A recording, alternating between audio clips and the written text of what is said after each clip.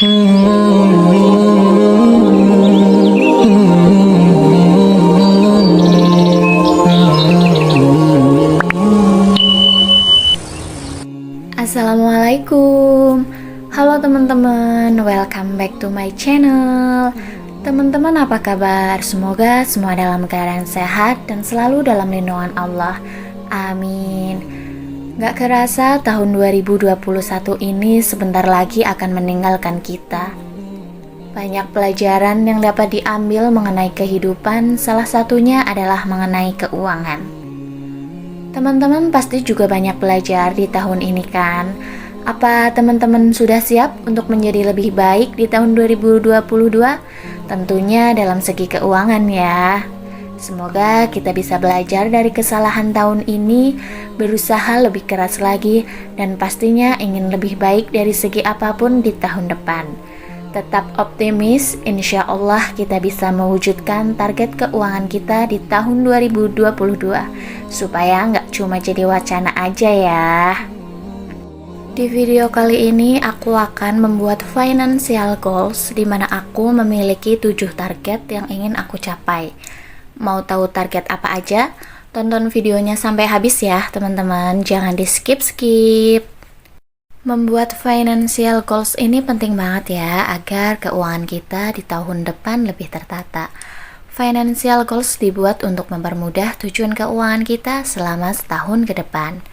Dengan demikian, kita bisa memantau kondisi keuangan sewaktu-waktu berdasarkan target-target tersebut.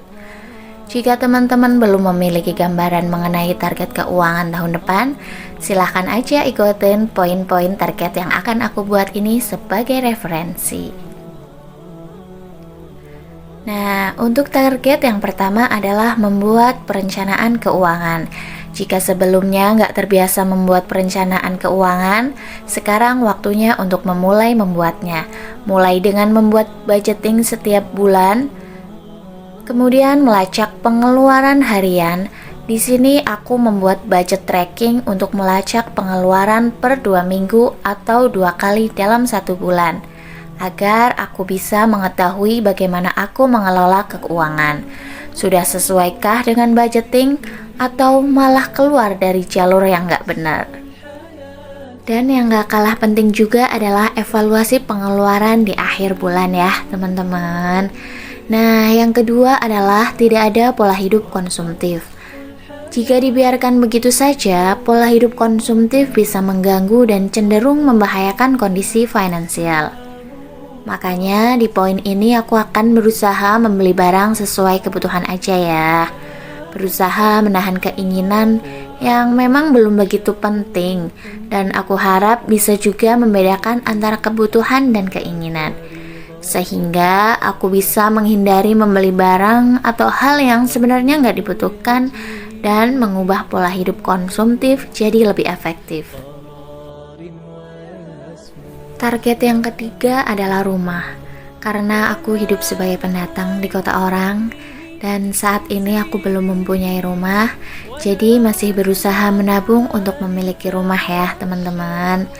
Nah, rencananya aku dan suami ingin mengambil perumahan syariah yang tidak melalui bank untuk menghindari riba, karena riba merupakan perbuatan dosa dan kami tidak ingin mengurangi keberkahan dalam rumah tangga. Jadi memang kalau perumahan syariah itu butuh biaya besar untuk membayar DP. Biasanya sekitar 30% dari harga rumah. Makanya aku targetkan untuk biaya DP rumah sebesar 100 juta. Alhamdulillah sudah ada tabungan emas. Mungkin next aku akan sharing menabung emas ini ya. Jadi aku targetkan menabung minimal 2,5 juta setiap bulan. Sebenarnya rencana awal ingin membeli tanah dan membangun rumah sendiri. Tapi setelah dipikir-pikir dan dipertimbangkan, kami memutuskan untuk mengambil perumahan syariah aja. Semoga Allah selalu memberikan kami kemudahan dan kelancaran di setiap hajat kami. Amin. Begitu juga teman-teman, semoga Allah mudahkan dan lancarkan segala urusannya. Yang keempat adalah investasi. Investasi ini harus selalu ada dalam pengelolaan keuangan ya. Terlebih jika teman-teman memiliki rencana jangka panjang. Untuk itu, buat target agar investasi bisa meningkat selama 1 tahun ini. Teman-teman bisa menambah jumlah uang yang dialokasikan per bulan atau per 3 bulan. Selain itu, teman-teman juga bisa berinvestasi sesuai dengan kebutuhan dan kemampuan, misalnya investasi emas.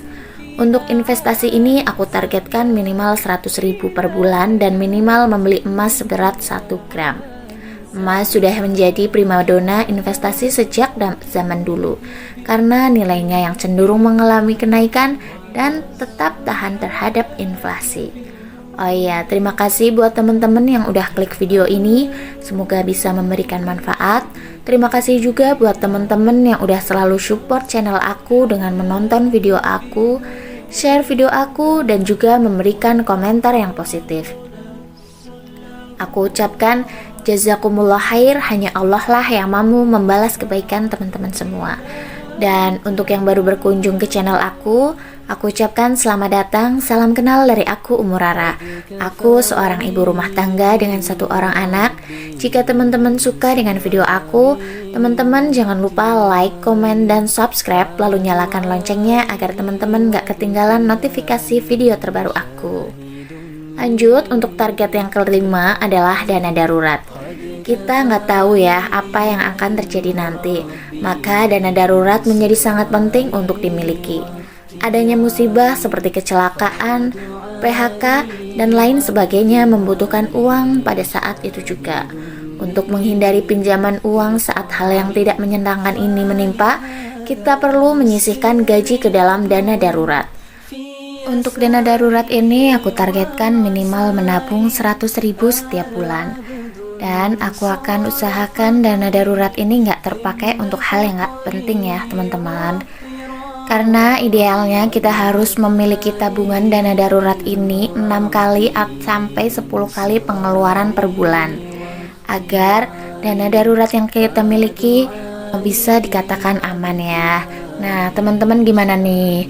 Udah pada menyiapkan dana darurat belum? Kalau belum, yuk siapkan dari sekarang untuk dana daruratmu di masa depan. Yang keenam adalah sinking fund. Jadi sinking fund adalah dana khusus yang memang disisihkan untuk kebutuhan di waktu yang akan datang. Namun tentunya teman-teman harus bisa menetapkan tujuan yang jelas terlebih dahulu ketika mengumpulkan dana cadangan. Nah, untuk sinking fund tahun depan, aku akan melanjutkan sinking fund yang udah ada, yaitu untuk lebaran ya. Dan di sini aku tambah lagi 1 sinking fund untuk perabotan rumah. Karena memang aku nggak suka beli perabotan karena belum punya rumah. Jadi insya Allah nanti kalau udah punya rumah, udah ada dana untuk nyicil beli perabotan ya teman-teman. Jadi nabung dulu dari sekarang. Dan yang ketujuh adalah saving challenge. Tahun baru sudah hampir di depan mata ya. Dan banyak yang memulai tahun depan dengan challenge menabung. Menabung adalah salah satu target paling populer yang memang sering dilakukan oleh orang-orang. Nah, untuk saving challenge ini aku masih pakai target yang udah aku buat ya, yaitu tantangan menabung 1 juta dengan nominal suka-suka dan juga the power of 2000. Dan untuk saving challenge ini aku pakai dari uang sisa belanja ya teman-teman. Jadi tantangan menabung ini aku jadikan sebagai motivasi diri untuk lebih menghemat uang. Nah, jadi itulah sejumlah financial goals yang aku buat untuk tahun depan. Semoga bisa menjadi referensi teman-teman yang masih belum membuat target keuangan tahun depan ya. Karena Allah memberi rahmat kepada seseorang yang berusaha dengan baik, membelanjakan secara sederhana, dan dapat menyisihkan kelebihan untuk menjaga saat dia miskin dan membutuhkannya. Hadis riwayat Bukhari dan Muslim. Hadis itu menyatakan bahwa orang yang menabung bukan hanya boleh, tapi juga akan mendapatkan rahmat dari Allah Subhanahu wa Ta'ala. Dengan demikian, dalam ajaran Islam, menabung adalah perbuatan yang sangat mulia. Nah, ini aku buat quote sederhana ya teman-teman, yaitu remember your goals, please save your money. Dengan quotes ini aku berharap aku akan selalu ingat untuk menyisihkan uang untuk menabung dan berusaha nggak boros ya teman-teman, apalagi menghambur-hamburkan uang. Menabung bukan untuk menimbun harta. Dalam ajaran Islam, menabung adalah salah satu upaya berjaga-jaga. Di samping juga sebagai bagian dari proses pengelolaan keuangan rumah tangga. Dengan menabung artinya kita memiliki perspektif waktu jauh ke depan. Kita nggak melihat pengeluaran dalam kacamata jangka pendek aja, melainkan sudah membuat perkiraan apa-apa aja yang harus dikeluarkan pada masa mendatang. Dan karenanya perlu dipersiapkan sejak sekarang. Menabung adalah menyisihkan harta kita untuk mempersiapkan suatu pengeluaran penting pada masa mendatang, sehingga pada saatnya tiba telah tersedia dana yang memadai. Alhamdulillah, financial goals untuk tahun 2022 ini sudah selesai. Semoga 7 financial goals yang aku rencanakan ini bisa tercapai sesuai dengan apa yang aku harapkan. Amin. Ayo semangat untuk mengatur keuangan lebih baik agar kita bisa konsisten dalam menabung, agar keuangan kita bisa terjaga dengan baik dan optimal. Terima kasih untuk teman-teman yang sudah menonton video ini sampai akhir. Semoga Allah selalu memberikan keberkahan di setiap langkah kehidupan kita, dan semoga video ini bisa memberikan manfaat untuk kita semua. See you on next video. Wassalamualaikum.